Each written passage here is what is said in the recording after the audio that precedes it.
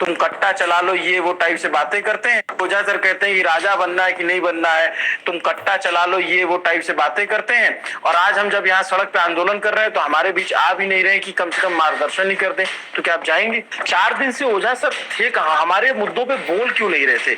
उनसे हम उम्मीद करते हैं कि वो जब घटना हुई तो कम से कम संवेदना ही व्यक्त करते, लेकिन वो संवेदना भी नहीं व्यक्त कर रहे थे। देश में इस वक्त तो ऐसा माहौल बना हुआ है कि इस घटने के लिए 2 आदमी जिम्मेदार हैं, एक अवध ओझा, एक विकास देव कीर्ति। सोशल मीडिया पे जिस तरह से बातें चल रही हैं उसमें तो ऐसा लग रहा है कि मेरी कोचिंग थी, मैंने करवाया। अब आप तीसरे चौथे बड़े हादसे का इंतजार कर रहे हो कि ये हो जाए तब हम एक्शन लेंगे, तब हम नक्शा चेक करेंगे कि 5 मंजिल कैसे बन गई, 4 मंजिल कैसे बन गई।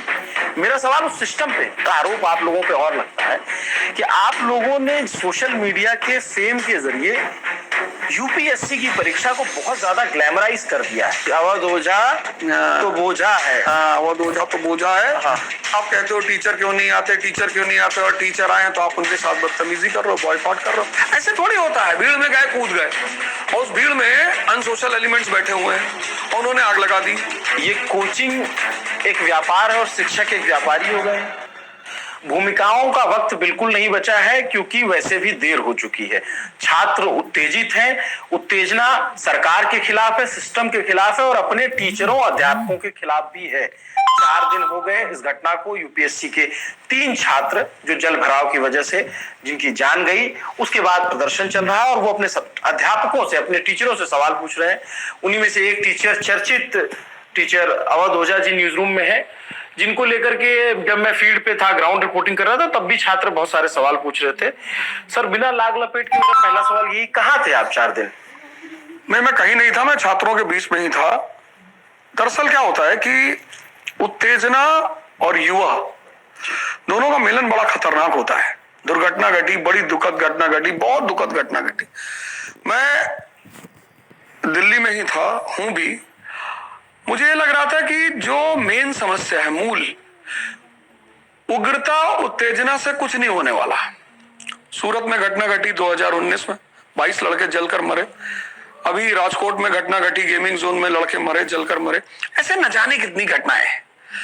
मेरा कहना यह है, जो कि अभी मैंने अपने चैनल पे भी इसको इश्यू किया, मैंने कहना यह है कि समस्या का जो मूल है कि अगर सरकार एक कानून बनाए, हम कानून की मांग करें।